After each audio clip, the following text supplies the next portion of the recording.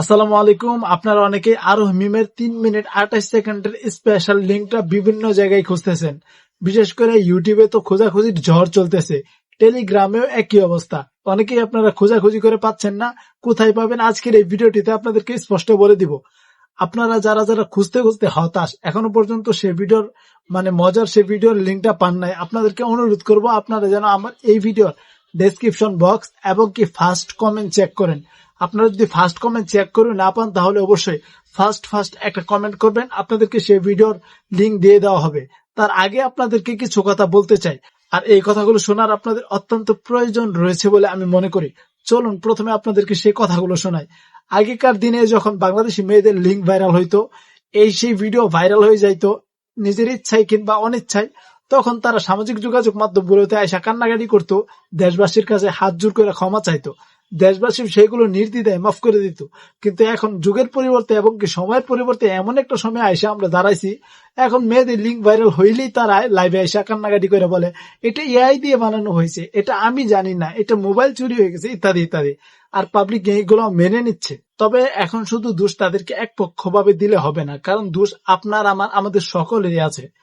তাদের ছবি নিয়ে আমাদের মধ্যে অনেকেই এই যে ভিউ ব্যবসা করে, তাদের ভিডিও গুলো নিয়ে তাদের পেজ থেকে এখান থেকে সেখান থেকে ভিডিও নিয়ে তারপর ভিউ ব্যবসা করে।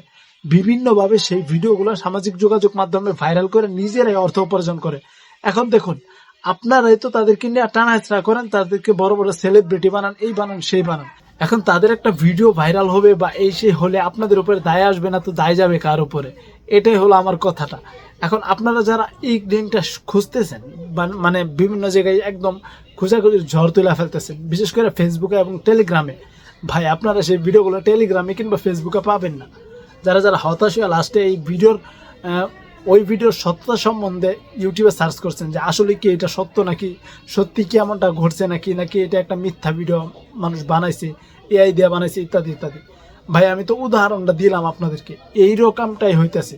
যার এইটা ভিডিও ভাইরাল হইতেছে সেই বলতেছে যে এটা এআই দেয়া করা, আমি জানি না, মোবাইল চুরি হয়েছে, ইত্যাদি ইত্যাদি। মূলত এইগুলা কেন করে বাংলাদেশের মেয়েরা? শুধু বাংলাদেশের মেয়েরা না, সারা বিশ্বের মেয়েরা এগুলো কাজ করে। তো এইগুলো কাজ কেন করে? শুধুমাত্র ভাইরাল হওয়ার জন্য এগুলো কাজ করে। অনেকে হয়তো জানেন, এই বিষয়ে অবগত আছেন যে বিভিন্ন মাধ্যমে বিভিন্ন ওয়েবসাইটে এগুলো ভিডিও বিক্রি করা যায়, বিক্রি করে তারপর তারা অর্থ উপার্জন করে, অর্থাৎ নিজের চরিত্রটাকে পাবলিকের সামনে উপস্থাপন করে অর্থ উপার্জন করে।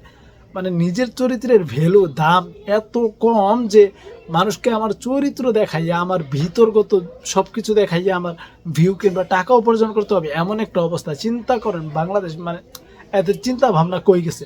তো ভিডিওর এই প্রান্তে এসেও যারা মনে মনে লিঙ্ক খুঁজতেছেন যে সত্যি কি হয়েছে নাকি ইত্যাদি ইত্যাদি, ভাই হয়েছে, হয়েছে, এটা হয়। যেমন ধরেন কি, আগের কোনো বয়ফ্রেন্ডের কাছে হয়তো ভিডিওটা ছিল, কিংবা সেই নতুন কোনো বয়ফ্রেন্ডের ভিডিওটা পাঠাইছে, সেই বয়ফ্রেন্ডের সাথে এখন সম্পর্ক রাখতে চাচ্ছে না, ক্লোজ করতে চাচ্ছে। এখন সে বয়ফ্রেন্ড রাগের বসে কিংবা তার থ্রেট দিয়ে দিচ্ছে ভিডিওটা ভাইরাল করে, আর এইদিকে সেই সমস্ত ভিডিওটা আমাদের মাঝে ছড়ায় পড়ছে, আর এইদিকে সে পড়ছে এক মাইনকার চিপায়। মূলত এখানে কোনো চিপা চাপা না, হতে পারে, এমন হতে পারে যে সে ইচ্ছাকৃত ভাবে ভাইরাল করছে, হতেও পারে। মূলত তার তো আর বাংলাদেশের জনপ্রিয়তা কম না, সে বিভিন্ন নাটকে অ্যাক্টিং করে, গানে অ্যাক্টিং করে, বিভিন্ন অ্যাড শুতে অ্যাক্টিং করে, বিভিন্ন অ্যাক্টিং করে আর কি। উনি যে পরিমাণ জনপ্রিয় ইউটিউবে, আমার তো মনে হয় না যে তার এরকম কোনো অভাব পড়ার কথা। আর সে তো আর জান্নাত তো হয় না যে সে লোকাল ভাবে এইগুলা করবে। তো এখানে নানান প্রশ্ন আমার মনে উকি দিচ্ছে, তার মধ্যে যেগুলো আমি আপনাদেরকে বললাম। তো আপনাদেরকে অনুরোধ করবো যে তাদের লিঙ্ক গুলো খোঁজাখুঁজি করবেন না। আজ না হয় কাল এমনও তো হতে পারে যে আপনার পরিচিত কিংবা কাছের কারো মানুষের লিঙ্ক এরকম ভাবে ছড়িয়ে পড়লো, তারপর আমি কি করব, কার কাছে যাব? তো এইটাই হলো আমাদের সব থেকে বড় অস্ত্র এই সময়। আমরা এইগুলোকে প্রশ্রয় দিব না, আমরা এইগুলোকে পাত্তাই দিব না। যা হওয়ার হয়ে যাক, এই সমস্ত যা হচ্ছে হোক, আমরা এগুলোকে পাত্তাই দিব না।